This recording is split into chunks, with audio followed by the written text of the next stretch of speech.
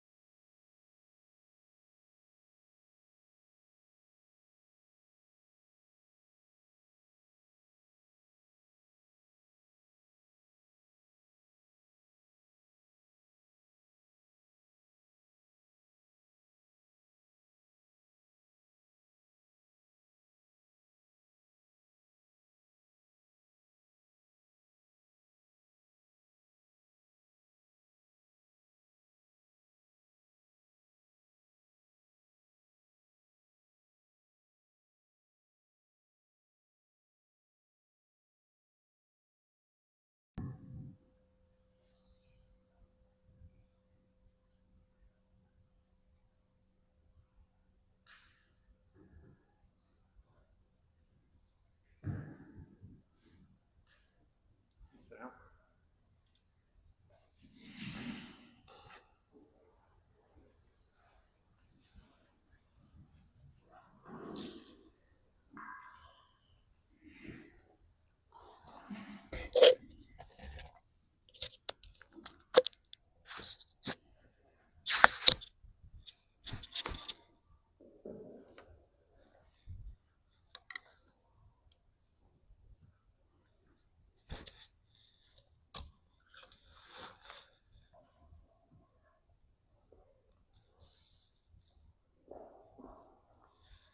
Before we get started in Dharma talk, please join me in invoking the Buddha's name 3 times.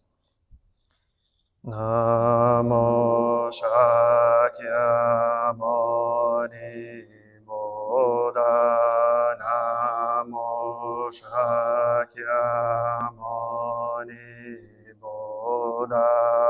Namo Shakya Muni Buddha.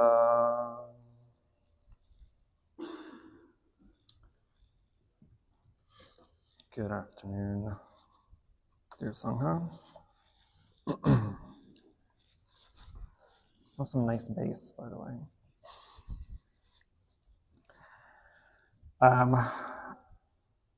Taking a break from the Dhammapada for the day. I think I'm Dhammapada'd out for the week. Since our Ullambana celebration is coming up in a couple of weeks, I'm going to talk about a little bit about the Ullambana Sutra, or the handful of Ullambana Sutras that we have. So the kind of quick reference of the Ullambana Sutras, there's kind of 3 that fall under the category of Ullambana, or kind of filial piety. So there's the Ullambana Sutra, the main Ullambana Sutra, the Filial Piety Sutra that we'll be chanting today, and chanting for the next couple of weeks. The second Ullambana Sutra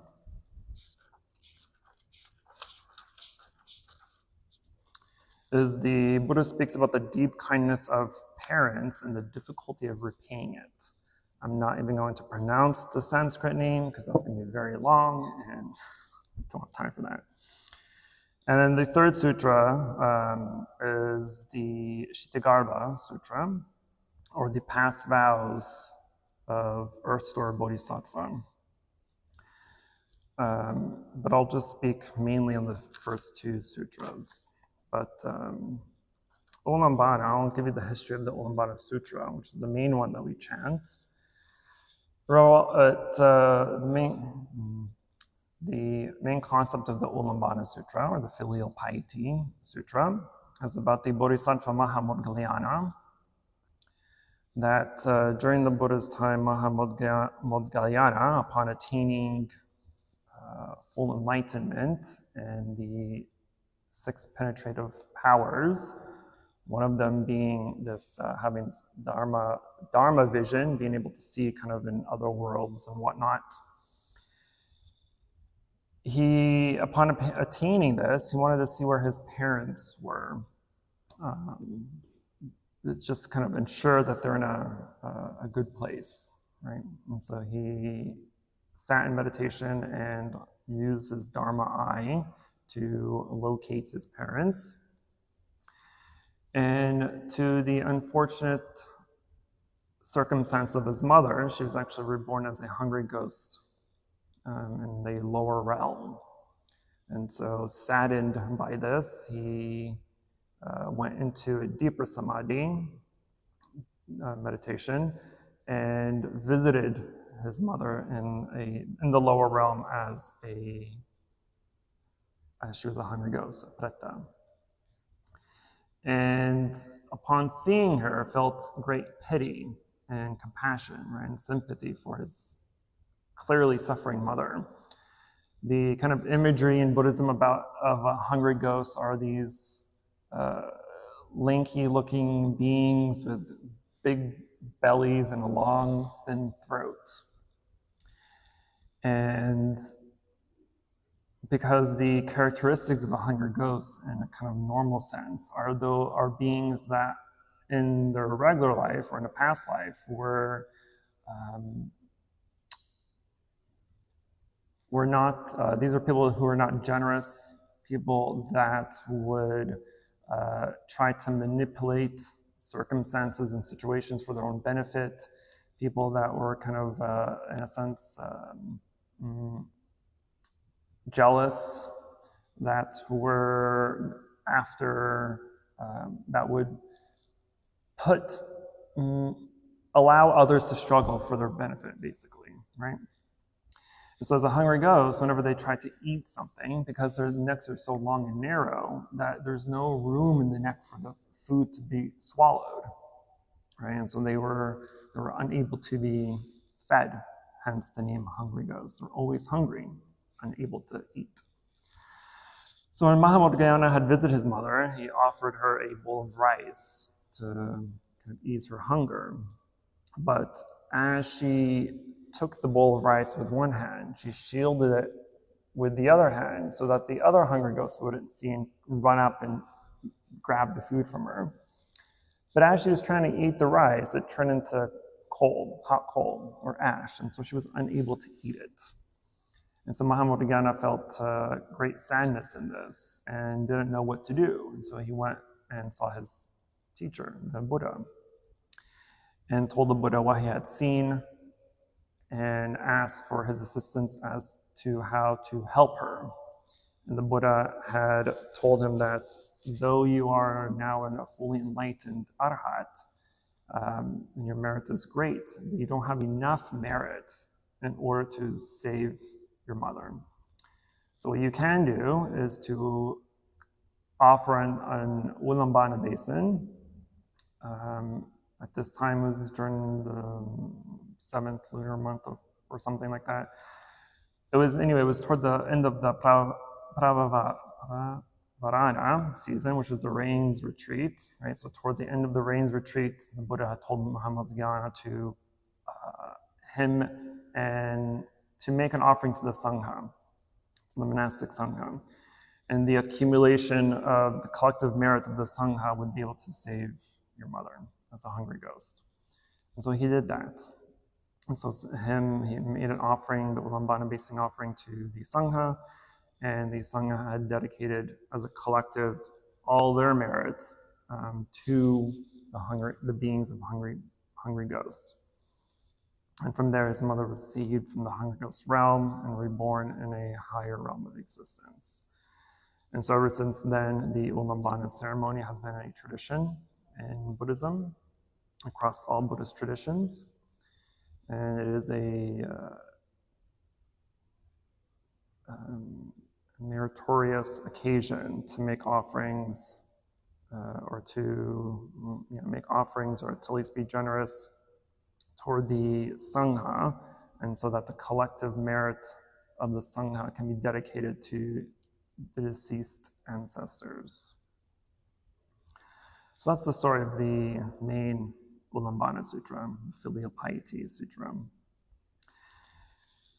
The other sutra that I mentioned, the Buddha speaks about the deep kindness of parents and the difficulty of repaying it. It's a slightly longer sutra. The Ullambana Sutra itself is very short, as we'll see today. But in this sutra, it mentions the 10 types of kindness that are bestowed by the mother onto the child. And so in the main Ullambana Sutra, it's kind of a reminder of how the children should dedicate their merit to their parents and to their ancestors and to accumulate good merits and good karma in order to benefit them in that way. Whereas this sutra is reminding the children of your mother's struggles. Like, look at what your mother did for you. Like, how can you not be filial toward your parents? How can you not feel compassion? How can you not feel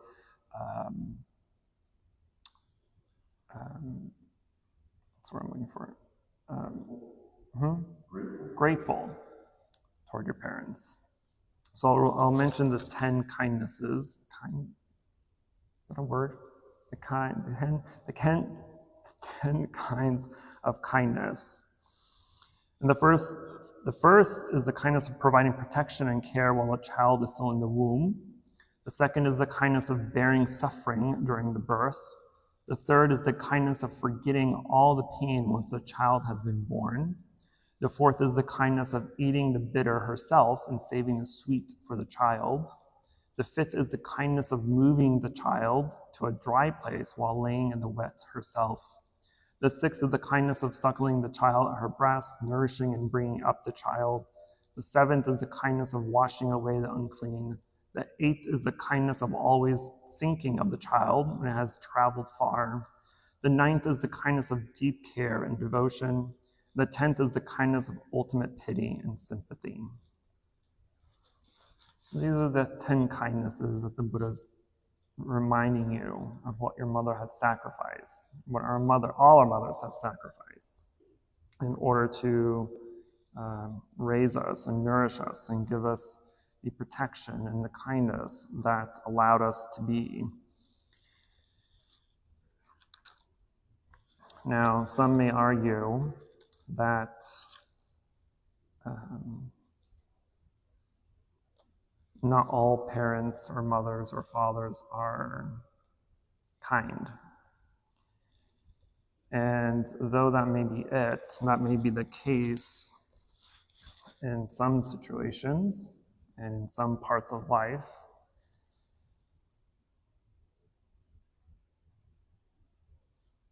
that should not be the main point, right? Because at the same time, we can think that, or we can think that not all parents are perfect all the time. Even if you had good parents, right? They weren't perfect all the time, and bad parents weren't bad all the time. And as humans, we unfortunately cling to and remember more of the negative things in life than the positive things, right? For some reason, negative, bad things that happen in life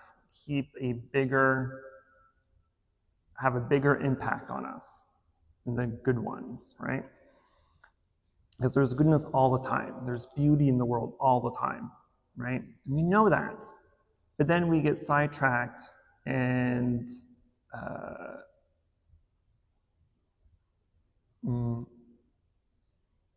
we get sidetracked by bad news, right? We watch the news, and we're like, oh, look at all this chaos in the world happening. And we forget all about the good things that are actually happening.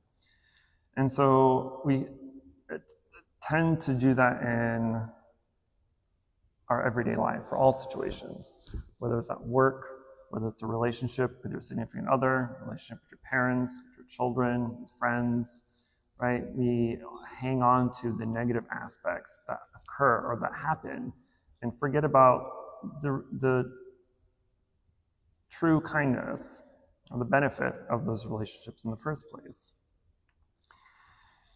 And so to say that, oh, my parents were bad, they were abusive or they were neglectful, etc.,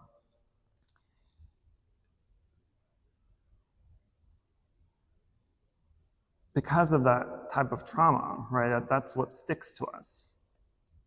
But we also we don't remember very far back in childhood, right? If you look back in your childhood, maybe you remember around 8, while you were 8 or 9 years old, maybe 10, maybe even later than that, right? And so we're remembering pieces and parts of our bad childhood later on in life. And my point is, early on, when you're still an infant, right, you were clearly taken care of. You were clearly fed. You're clearly sheltered. You're clearly protected, right? And so the kindness the types of kindness that I mentioned did happen. So we can't say that our parents were neglectful, or our parents were bad, or our parents abused us and whatnot, right? That may have happened later in life, but just like all suffering, there's a cause. There is conditions that had happened But regardless of those negative causes and conditions, the positive ones is what allows you to be here in the first place, right? So, even with that type of negativity or that kind of unwholesome parts of life, we also can't say that we weren't loved by the parents.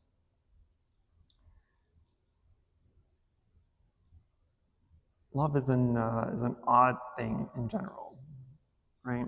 It's an odd concept because it's something that's unable to be defined, really, right? It's also kind of subjective in a way, but even with whatever had happened to us as children or as young adults by our parents, we cannot for sure guarantee or with complete certainty say that our parents did not love us, right?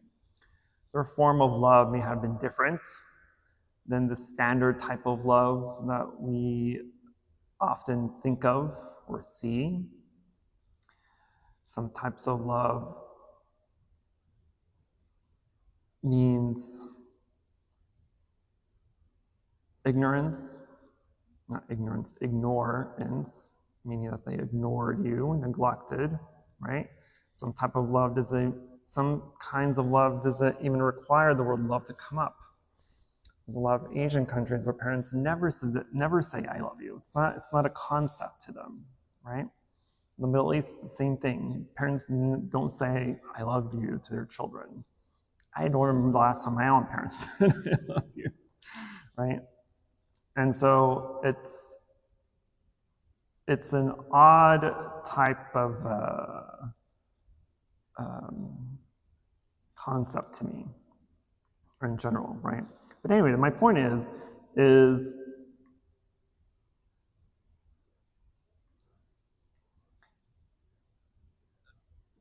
the love that we got from our parents should be always unconditional, right? Our love toward our parents is unconditional. Our parents should have loved us unconditionally. But part of their love is the way that they were loved, right?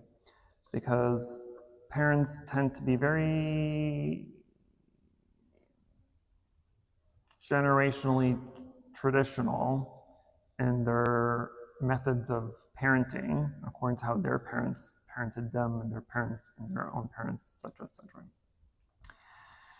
And so I think we were talking about yesterday during class, right, how our parents' karma affects our life, right? And how that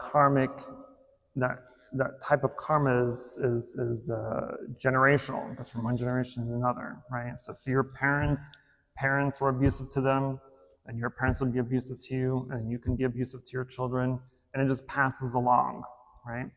It's passed along because the type of relationship your parents had with you is, to a child, is typical, right? You think that when your parents argue, oh, this is just how parents are, all parents argue. Or if your parents do something odd, have like odd traditions or odd rules in the house, right, or whatever, you're thinking, oh, this is normal. Because we do not know anything different, right? We don't know anything else. We don't know any different. And it's only as we grow up and we see the world and we experience the world and we do things in the world that things click. Like, that doesn't sound right. That didn't seem right. That tradition of my family doing this or doing that is kind of odd, right? The type of relationship they had with others, with each other, is not completely wholesome or loving, or the way that they spoke to you or spoke to each other or spoke to people, right? Children's minds, as I mentioned yesterday, are sponges, right? They will mimic what the parents do. They will mimic what they see in the world. So the way you act, they're going to act in the same way. The way you speak to people, they're going to speak in the same way. The way you do things, they're going to do in the same way, right? And so if your child has no manners, well, do you have manners? If your child is uncompassionate, are you compassionate? If your child is stingy, doesn't want to help, are you generous? Right? So instead of blaming the child for how they act or don't act, you should look yourself into the mirror and ask yourself, am I the way I want my child to be? If you want your children to be compassionate, loving, caring, understanding, open-minded, generous, and all these positive things, well, are you doing it? Are you those things? Right?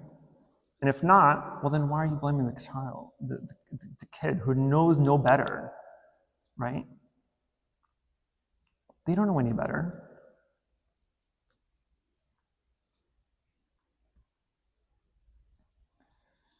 So anyway, but if as a parent or as an adult, right, and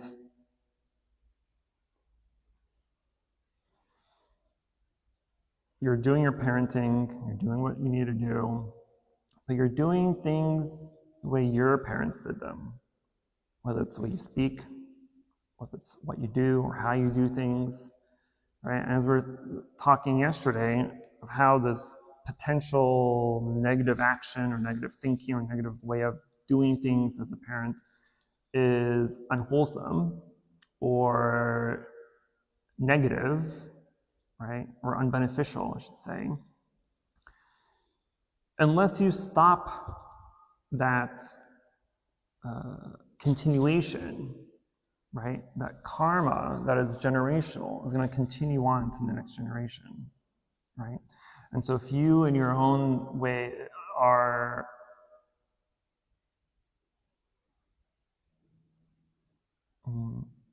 not generous, right? You're not sympathetic, you're not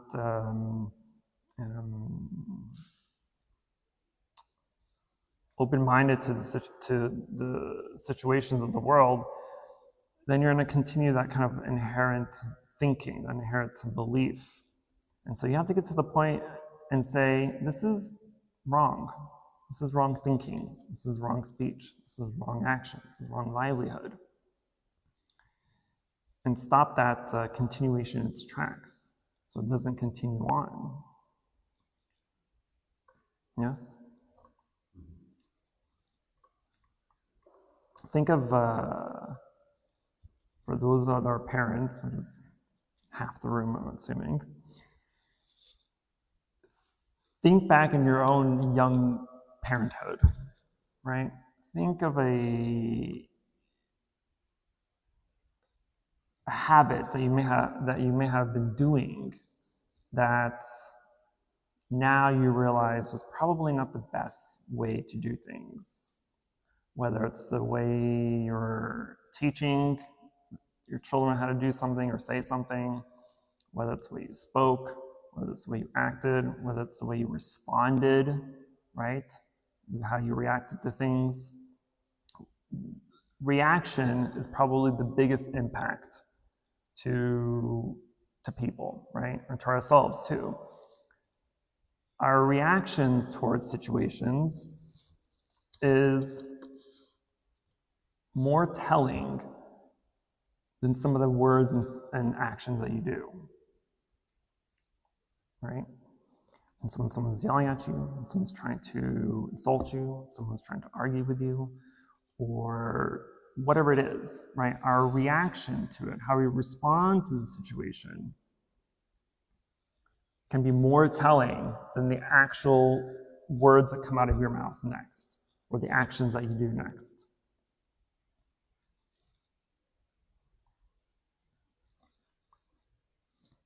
And so when we become mindful and aware of our thoughts, we become aware and mindful of our speech, and we become aware and mindful of our actions. And sometimes we do and say things that are too late, right? And that in itself causes suffering. But there is a positive that comes out of this, potential positive that comes out of this negative, is that when the negative has happened, there's a potential for a realization there.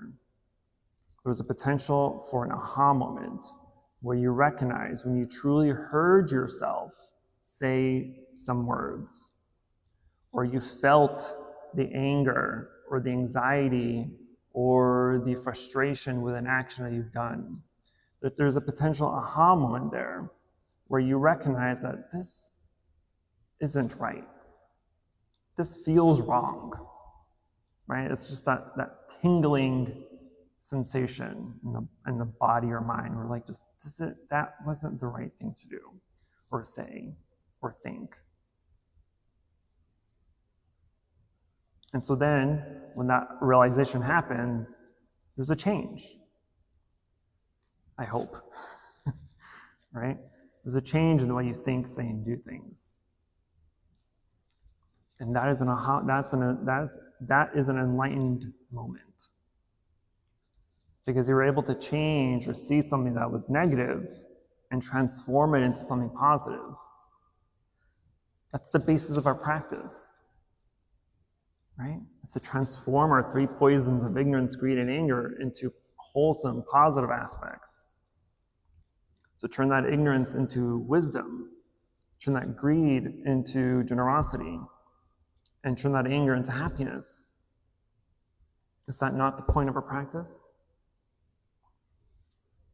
Right? Otherwise, what are you doing here? Why are you here? Hang out?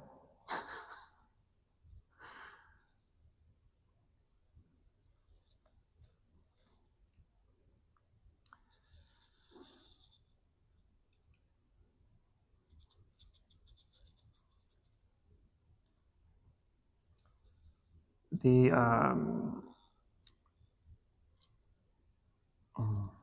don't have to go through the whole sutra. I didn't read it first, but it's somewhere in the sutra, in the 10 kinds of kindness repaid to the parents sutra, where it mentions some of the benefits for us that we can do. Mentions ways that we can help our parents, right?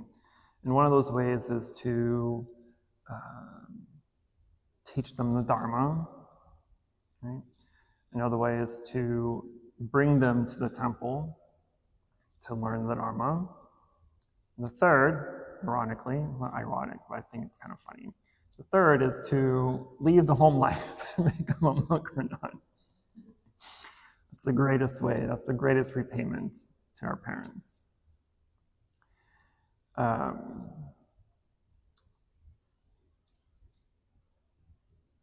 Well, actually, I'm going to tell you. Tell me why. Why do you think that leaving the home life and becoming a monk or nun is the greatest form of payment of filial piety to our parents? Because there is no attachment. Because you get the same thing. Completely detachment means you're not attached, parents are not attached, you forget, and it's really over very soon. Pretty soon, like within 3 weeks. And no such thing. Yeah, it's one part. Yes, sir.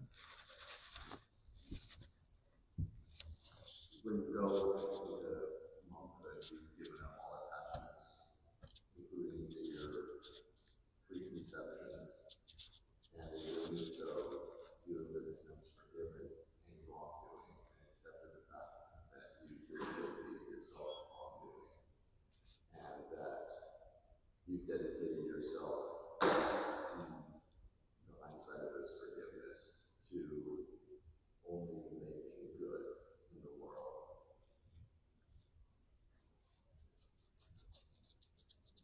Yeah. combine all your answers. So my silence is just silence. What else? One more point. The greatest teaching is the greatest teaching to the parents, towards the parents. Right? Mm-hmm. Think more broadly. Other than your parents, who else do you help? The world. All sentient beings. And so on a small scale, when we're just teaching the Dharma to the parents, you're only helping your parents, two people, right? Two individuals. And then if you bring them to the temple, right, and they learn some more, and maybe they would spread out those teachings, right, to maybe their other children or their grandchildren or their neighbors. If they live in a senior center, all the other seniors. But the third payment as a monastic, not only do you cover the first 2 points, but then you cover everyone else, right? And so that's the kind of the bodhisattva ideal, is to become enlightened for the benefit of all beings, so that all beings may become enlightened. That's the greatest happiness. And so for a lot of parents, it seems like the end of the world to them, right? My own mother included, right? But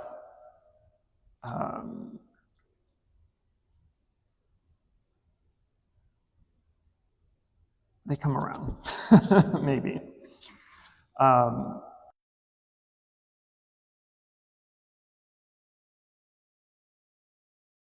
To really be seen, but if you go to other countries, during ordination, for instance, during the ordination ceremony, it's one of the most emotional ceremonies you can ever partake in. If you're in a ceremony if you're in a grand ceremony, right? Let me take that back. When we have tonsure ceremony, right? Like the tonsure that we did for Quang earlier this year, when you're shaving the head.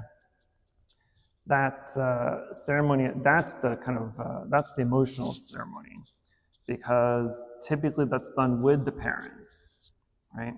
And so the parents sit on one side, the monastics on the other side, and then the candidates here are doing their thing. And there was a request to the parents to allow them to leave the home life in order to enter the monastic life, right? And it's during that exchange where, at the end of that exchange, where the acceptance, or when the request is accepted, and then the candidates turn to the monastics and ask them for permission to enter monastic life.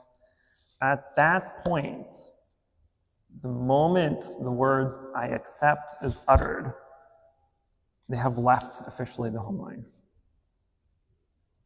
And so the parents cry, the candidates cry, right? You shave your head, you leave your life behind. It's a very emotional ceremony. It's almost impossible not to cry for those participating in it. And so it can be seen from the outside that, oh, these kids are what's the word? Selfish, right? Leaving life behind, leaving the potential for grandchildren for their parents, leaving the potential of being able to be taken care of by their kids, right? So from the outside, from the non-Buddhists especially, it seems like a very selfish thing to do.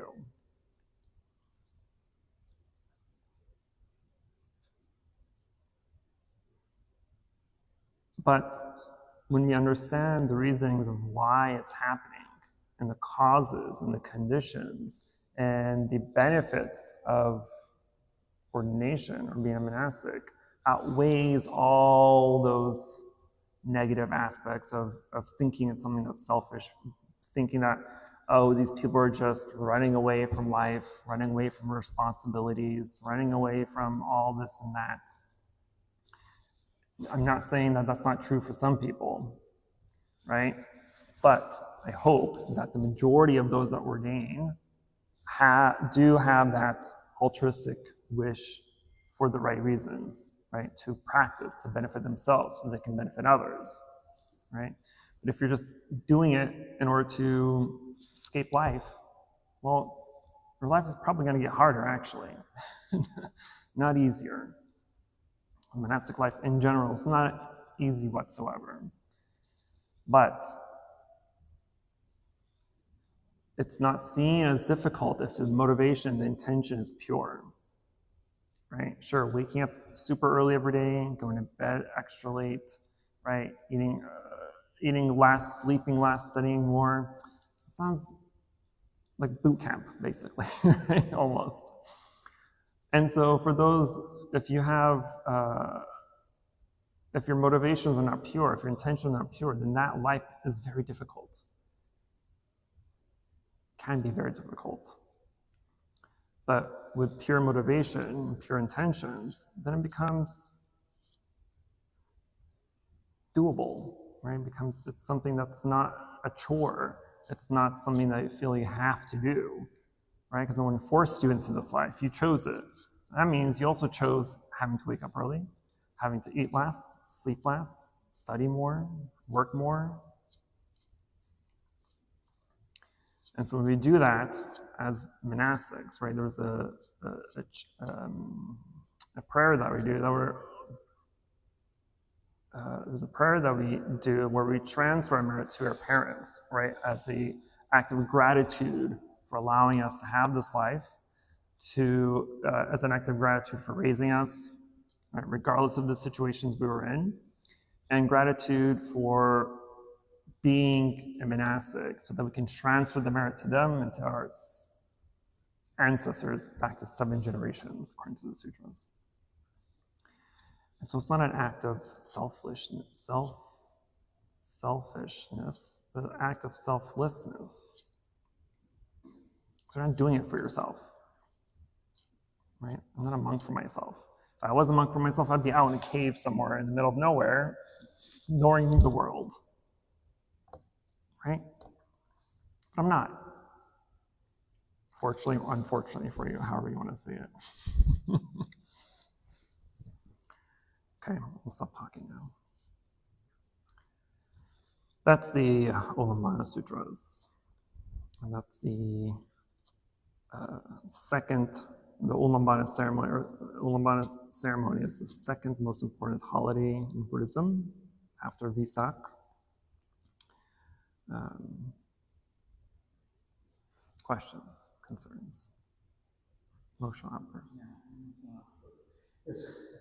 If everybody, even when people think that you not being able and the children of the children of Jnana, they will follow according to the karma action. They want to be monks, and it's happening in Japan. And so everybody will keep this holistic way and then help each other ability. But teacher can do it. It's like something signing all day. And so there's no everybody is happy and the happiness and everybody is happy trying to get away. Sun is shining all the time. So there's no unhappiness. And when the sun is shining like this study, then you don't feel the side, and especially like you start learning. Because once you start, right. Maybe the modern days, but those days to drive too. So that's very harmful thing too. It's not like like everybody doesn't think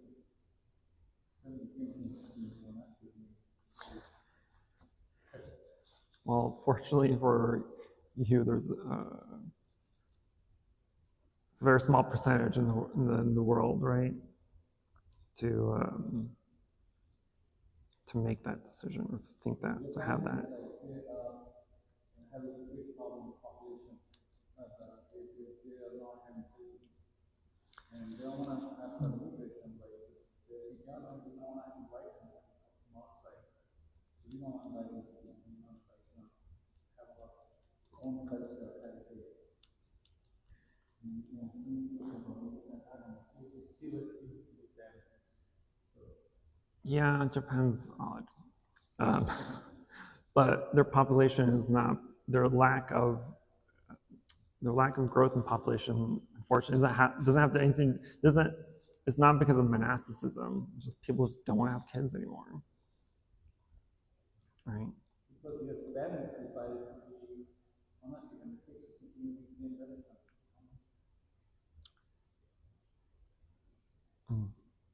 After Because like the religion said, like children follow, always they follow whatever the parents are doing. And this is the Ullambana. So I think children tell their parents and all fighting to get married,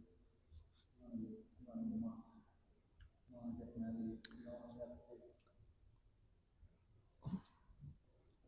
I don't know about Japan. I don't know much about Japan. I can speak of other Southern Asian countries, but I can't speak of Japan. Regardless, bringing children into the world is suffering. Yes, sir. Is this a story about healing through love and compassion? Because his mother was suffering, but this is all happening in the mind. So as he, I guess in my experience, thinking about my parents and finding myself angry about this and that, when I change it, I think, they were suffering too, and they were doing the best they could at the time. And all of a sudden, that makes me feel better, and it heals them in a way because it heals what.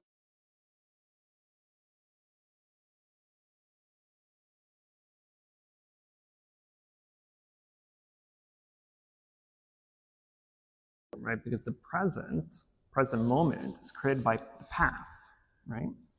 And so there's a connection that we have to the past, and there's a connection to what had happened to us in the past, bad, good or bad, right? That has an impact in our present life. And so if you want to change the past, right, even though we can't step into a time machine and go back, but we can change the thought pattern, right, of what had happened to us in the past, and acknowledge that they probably were going through their own type of suffering, right? And as parents, most parents don't tell their kids that they're suffering, right? They want to, like, oh, I'm the mother, I'm the father, I have to show that I'm bigger and better and okay and nothing bothers me, and this is how the world is. But then internally to them, they're suffering. We don't see that. All we see is what they say and do, right? Whether it's compassion or abuse or neglect or care or understanding, right? You only see that, but we don't know why they're doing that. They are not that act. Correct. That act is happening because they're suffering themselves. Correct.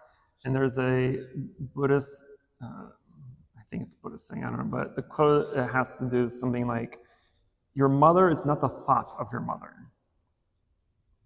Your mother is not the thought of your mother. Because to your point, if you're only thinking of your mother of all the bad things she's done, you're going to think your mother's bad through and through. Correct. Right. Selective thinking. Selective thinking. And so if we want to change the past, right, we have to be able to recognize the suffering. And just like our own suffering, we have to transform it. So we have to transform that suffering that we're having from the past. And we do that through, obviously, meditation, but we do that through, again, acknowledgement of suffering had happened, right? They were suffering, we suffered because of it. It doesn't matter necessarily in this case why, because it's something that they did and we will never know why, right? So there's no point of asking ourselves or figuring out why we were abused or neglected or whatever it may be. All we need to know is that it happened because of suffering. But we can't go beyond that, right? Because we don't know their life. And when you face the fact that they too were suffering, then it doesn't necessarily make you feel better, but it allows you to see them as human beings, right? And what's one thing that every single human being shares? Suffering. So the suffering of you is not unique. The suffering of your parents is not unique. So that should make you feel a little bit better. Right? Not better that we were abused or neglected, but better that the reasoning behind it, right, is something universal. And it wasn't you, right? Because that's part of, at least in my experience, right? Thinking like we're blaming ourselves for the way that we were raised or abused or neglected, right? We blame ourselves for, oh, it must be me. Maybe I'm the problem. Maybe I'm the reason that this happened, right? In my own family, since I'm the oldest and only son, in a Middle Eastern family, well, there's some craziness that goes on there, right? And so there's always been a thought pattern in my being raised of having that kind of ideal of being the oldest and most responsible and have to take care of my sisters and do this for them and go out of my way and sacrifice my own livelihood to take care of them and my parents, all this, right? This is very much a kind of Asian mentality. Yes, feel guilt, right? And so if I don't help them, or I can't go out of my way, or I can't do this, I can't do that, and I feel bad. But we feel bad because that was something that was drilled into our head, right, as children, thinking this is how things are supposed to be. Okay.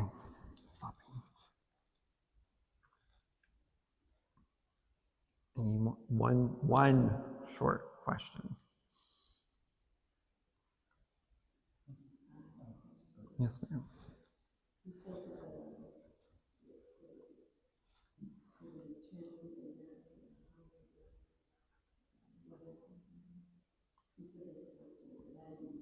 Oh, she was reborn in a higher realm of existence. The mother. Is that what you're asking about? Yes. Yes. If I make sure my interpretation for that use is when, if we come back to our parents in adulthood, we've already changed ourselves. We see the ways that they've been lost. And maybe our parents are alcoholics or drug addicts and are suffering. And the Buddha says, you don't have enough merit. How often do we want to run in passionately ourselves and try to solve a problem we may not be perfectly able to solve? And so they engage the Sangha, the wise and very loving to share and mutually support this person through their healing process. And that they're reborn in a higher realm of existence with clear mind and a full heart. Think of learn that you need to turn to yourself, and you couldn't do it individually because we're not perfected yet. I mean, think of ourselves, right? If we have issues and mental health issues, what do we do? What should we do? Seek help, right? Seek professional help, whether it's a therapist or a psychologist or whatever it may be. We seek help because we can understand that I don't have the resources to help myself, right? Even though that's the kind of negative aspect to it, the positive is you need help. If you're alcoholic, what you should do is go to an AA meeting, right? That's a Sangha too. Because it's a community of people who have the same problem, who want to solve the same issue. or people who are or veterans, right, who have PTSD or other issues, right? There are specific groups and resources and organizations for that. People who are abused, specific resources and organizations for that. There's help, which is a beautiful thing. Okay. We will end that so we can go chanting. Please join me in invoking the Buddha's name 3 times and transferring the merits. Namo Shakyamuni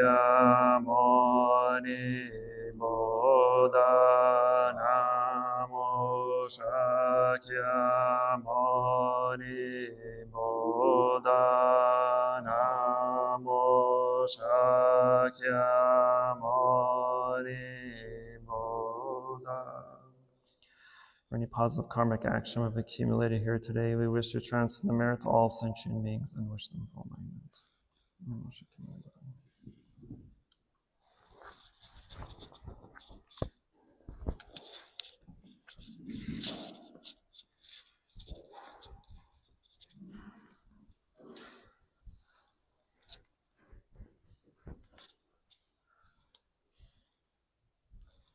Let's go to page 217.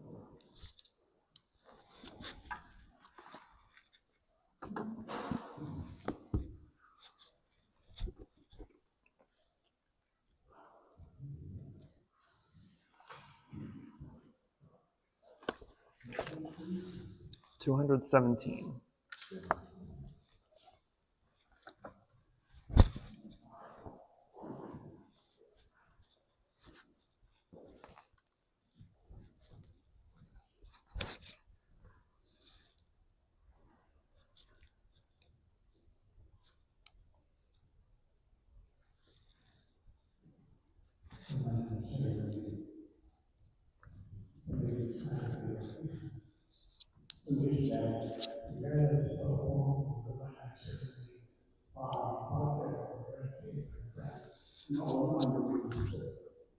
This morning's ceremony is for all who have passed away, now from the earth, around and form the spirit, we are wonder. We pray to the Buddha and Bodhisattva in the 3 times and send direction toward the light, the Deva, the guardian and protector of the Dharma. We ask you to listen to this Yatra, where we perform the Ullambana ceremony and form the part 1 and wandering spirit.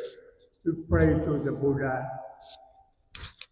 Vipassana Buddha, Sishin Buddha, Visarsu Buddha, Kasuka Kandal Buddha, Kalana Kamuni Buddha, Kayapa Buddha, and Sakyamuni Buddha.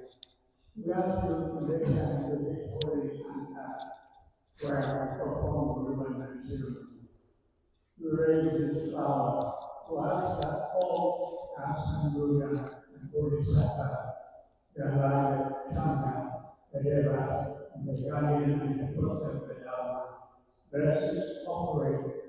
We love, respect, will for all of you, all we pray, and all the wandering spirit to come to the Santa as we perform the Ullambana ceremony. Your family and friends wait to receive, we pray that you will hear the blessing. May your karma be purified. May your consciousness be purified. May you find rebirth in the land of ultimate peace, where you may develop the compassion and wisdom and nothing of it alive. Namo Buddha, Bodhisattva in direction. Namo Buddha, Bodhisattva in different direction. Namo Buddha, Bodhisattva in different direction.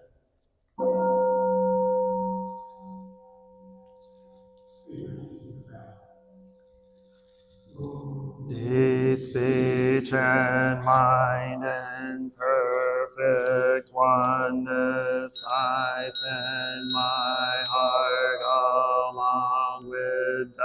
sound of the bell, may the hearers awaken from forgetful and transcend all anxiety and sorrow. Listen, listen, this wonderful sound brings me back to my true home.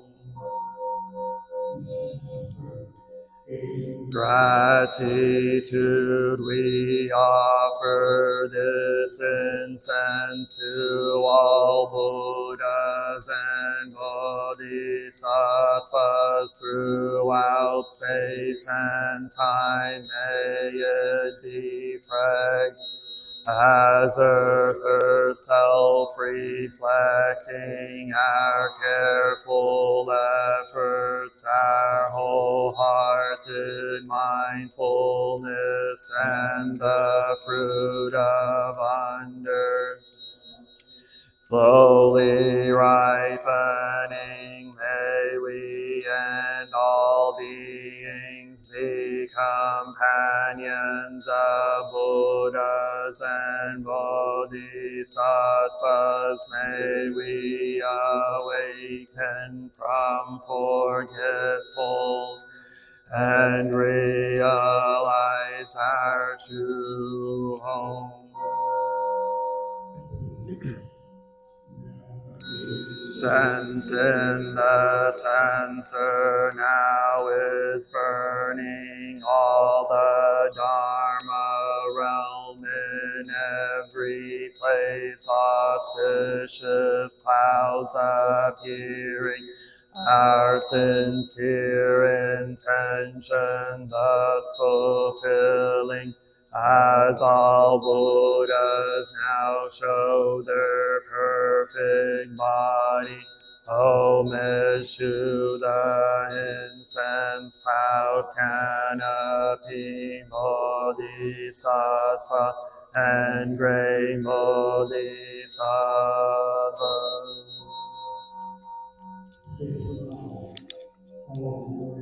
To the eternally abiding Buddhas, the supreme Dharma and sagely Sangha throughout the Dharma realm and of empty space and 3 periods of time.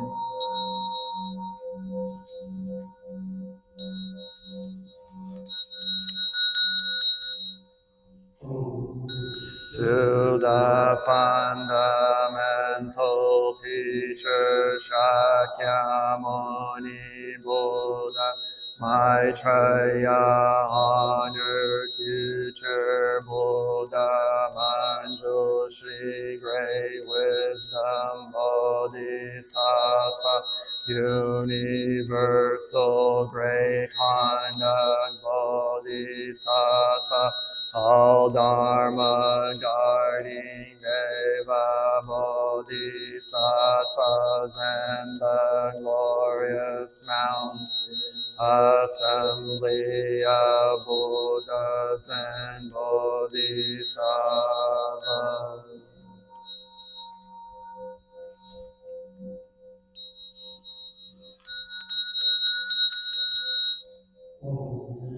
To Amitabha Buddha in the land of ultimate bliss, Avalokiteshvara, great compassion Bodhisattva, great strength Bodhisattva, restore great vow Bodhisattva, and assembly of great pure sea-like Bodhisattvas.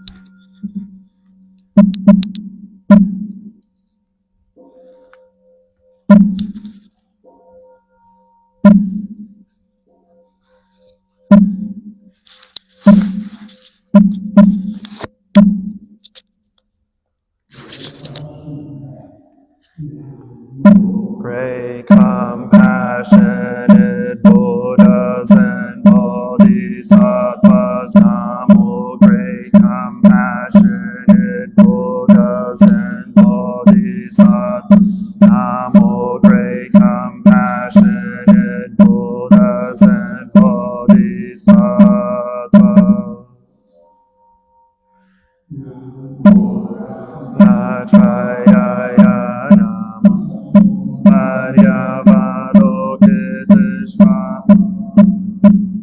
Bodhisattvaya Mahasattvaya Mahakarunikaya Om Sarvaravaye Sodanadasya Namaskritvai Mamadya Parokiteshvararambhava Namo Narakindi He Mahavaswami Sarvarhatu Shubham Ajiyam Sarvasattva Namo Vastava Namo Bhagamavitato Tadyata Om Avaloke Lokate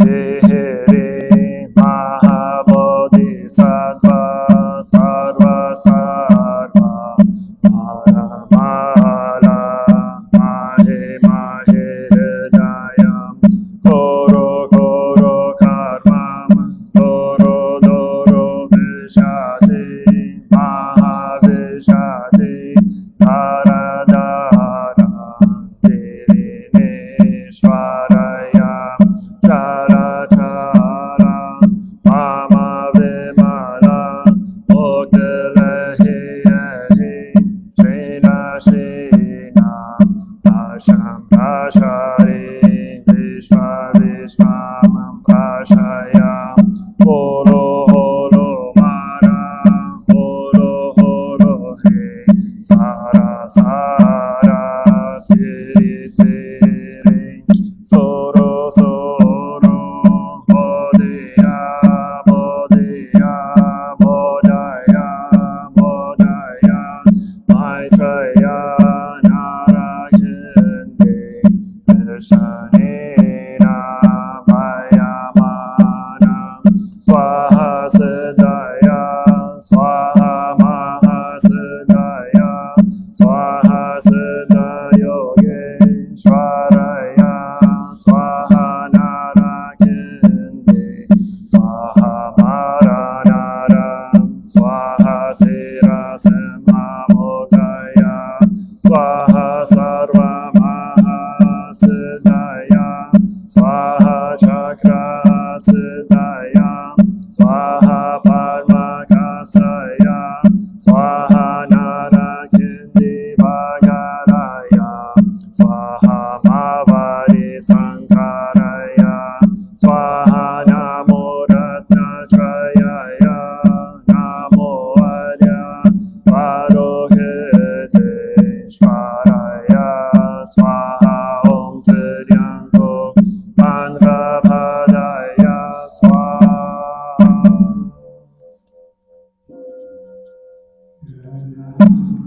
Body is bringing morning light and concentration. My heart is at peace. A half smile is born on my lips. This is a new day, and I vow to. In mindfulness, the sun of wisdom has risen, shining in every direction. Noble Sangha, diligently bring your mind into meditation. Namo Shakyamunaya Bodhaya. Namo Shakyamunaya Bodhaya. Namo Shakyamunaya Bodhaya.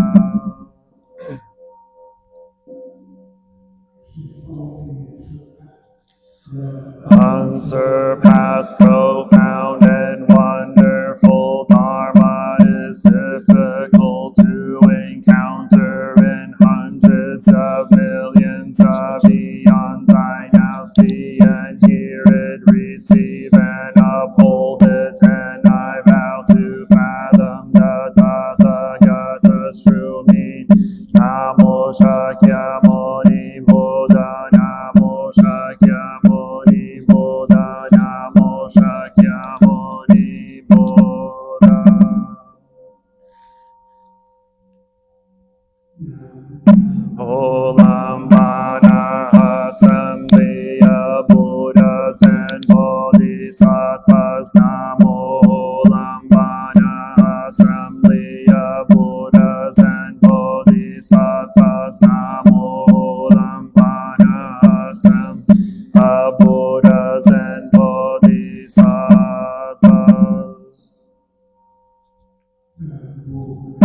speaks the Ullambana Sutra. Thus I have heard at one time the Buddha dwelt Ashravasi in the garden of the benefactor of war, and the solitary Mahamodgarayana had just obtained the sixth penetration and wished to cross over his father and mother to repay their kindness for raising.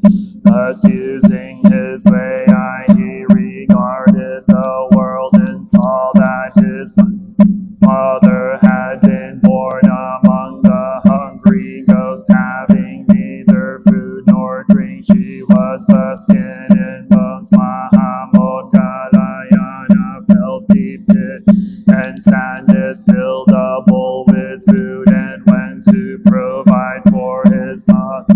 She got the bowl and with her right hand made a fist of food, but before it entered her mouth it turned into burning coals which could not be eaten. Mahamodgarayana called out and wept sorrowfully and hastened to return to the Buddha to set forth all of this. The Buddha said, "Your mother's offenses are deep and firmly rooted. You alone do not have enough power, although your filial sounds move heaven and earth. The heaven spirits, the earth spirits, Siddhi, and those outside the way, Brahmins, and the four heavenly king gods are also without sufficient strength. The awesome spiritual power of the assembled Sangha of the 10 directions is necessary for liberation to be a.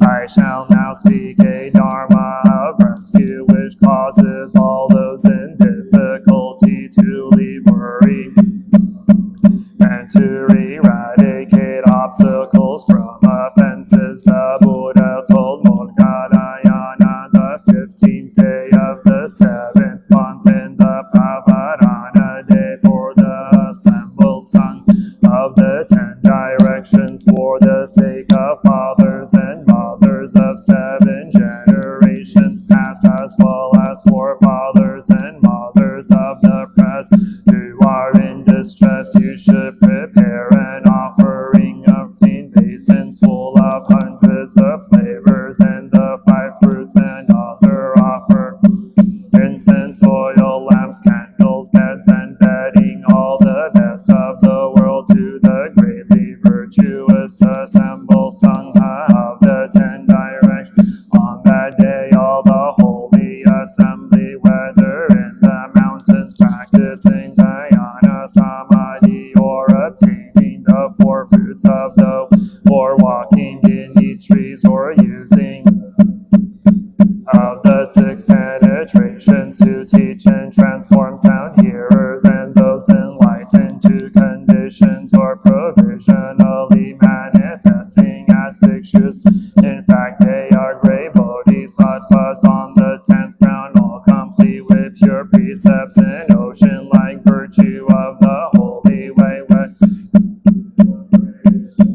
and all of like mind receive the Pavarana food. If one thus makes offerings to these Pavarana Sanghas, one's present father and mother, parents of 7 generations past, as well as the 6 close relatives, will escape from the 3 paths of suffering, and that release their clothing and food will spontaneously appear. If parents are still alive, they will have wealth and blessings for 100 years. Parents of 7 generations past will be born in the heavens. Transformationally born, they will independently enter the celestial flower light and experience limitless bliss. At the time the Buddha commanded the assembled Sangha of the 10 directions to recite mantras and vows for the sake of the donor's family, for parents of 7 generations. After practicing dhyana concentration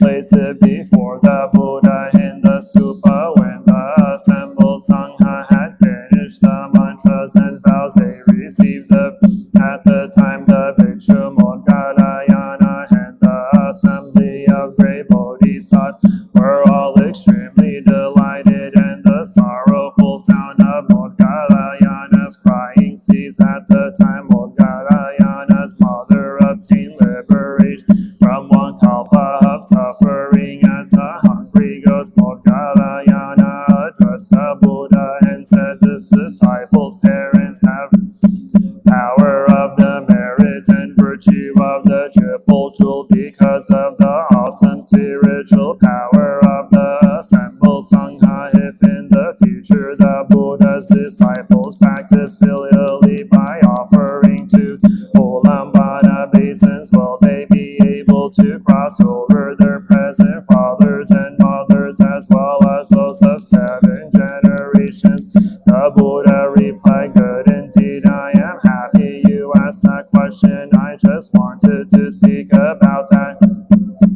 Also asked about a good man, if bhikshus, bhikshunis, kings, crown princes, great ministers, great officials, cabinet members, the 100 ministers, and the tens of thousands of citizens wish to practice compassionate filial conduct for the sake of the parents who bore them, as well as for the sake of fathers and mothers of 7 lives, pass on the 5th month, the day of the Buddha's delight, the day of the Sangha's pravardhana. They all should place hundreds of flavors of foods in Ullambana basins and offer them to the pravardhana Sangha of the 10 directions. They should vow to cause the length of their present fathers and mothers' lives to reach 100 years without illnesses, without sufferings, afflictions, or worries, and also vow to cause 7 generations of fathers and mothers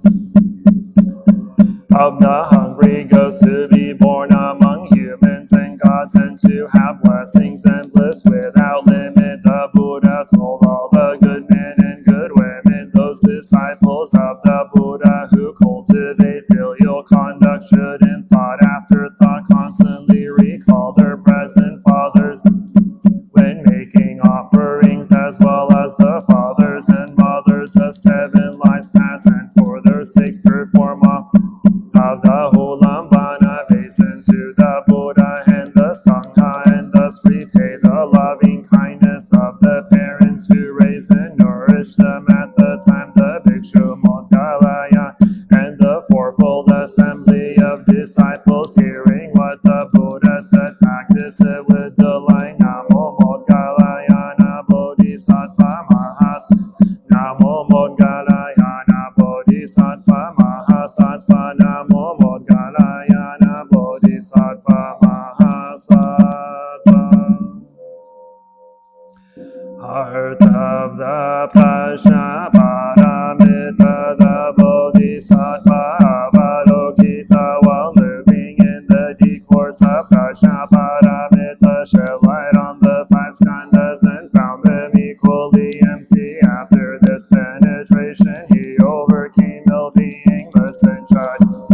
Form is emptiness, emptiness is form, form is not other than emptiness, emptiness is not other than form. The same is true with feelings, perceptions, mental formations, and consciousness. Listen, Shariputra, all dharmas are marked with emptiness, neither produce nor destroy, neither defiled nor immaculate, neither increasing nor decreasing. Therefore in emptiness there is neither form nor feelings, no perceptions or mental formations or consciousness, no eye or ear or nose or tongue or body or mind, no form, no sound, no taste, no touch, no object of mind, no realms of elements, no interdependent origins, and no extinction of them, no ill-being, no cause of ill-being, no end of ill-being, and no path, no understanding. Because there is no attainment, the Bodhisattvas grounded in Prajnaparamita find no obstacles for their minds. Having no obstacles, they overcome fear, liberating themselves forever from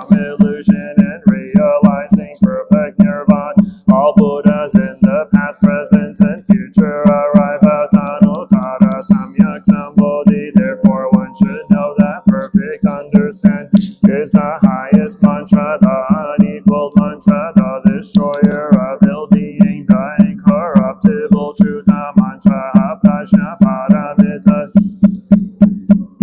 Gate gate para samgate bodhi swaha gate para samgate bodhi swaha gate para samgate bodhi swaha namo amitabhaya tathagata tadyata Dobhavi amrita siddham bhavi amrita vikrante amrita vikranta gamini gagana kirta kare swaha namo amitabhaya tathagata tadyata amrita bhavi amrita siddhi amrita vikrante amrita vikranta gamini gagana kirta kare swaha namo amitabhaya tathagata tadyata amrita bhavi amrita siddham bhavi amrita vikrante amrita vikranta gamini gagana kirta kare swaha.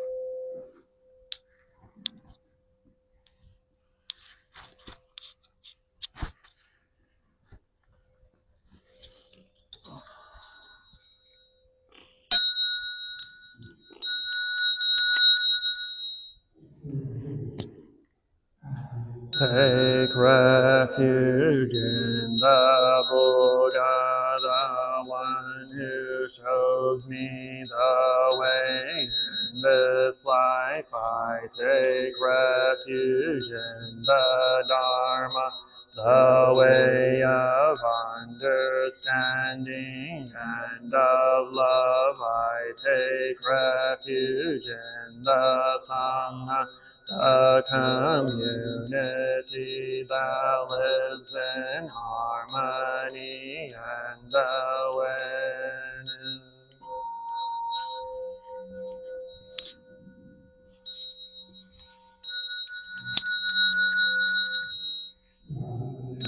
In the refuge of Buddha, I clearly see the path of light and beauty, and the dwelling in the refuge of Dharma, I learn to open many doors on the path of transformation, dwelling in refuge of Sangha, shining light thus supports me, keeping my practice free of obstruction.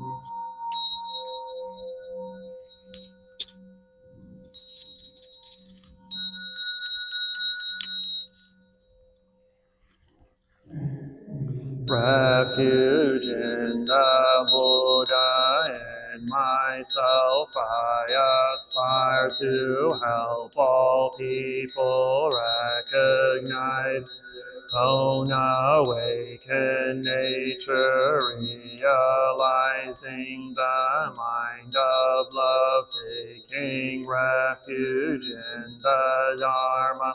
In myself I aspire to help all people fully master the ways of practice and walk together on the path of liberation, taking refuge in the Sangha. In myself I aspire to help all people build for full community, to embrace all beings and support their transformation.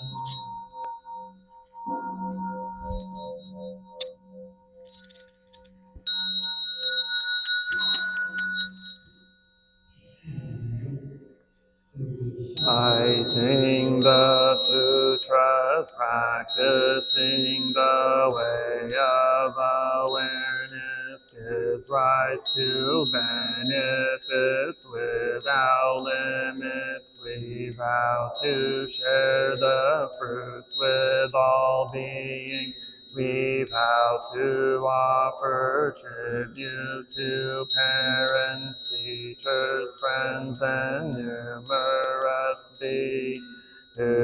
give guidance and support along the path.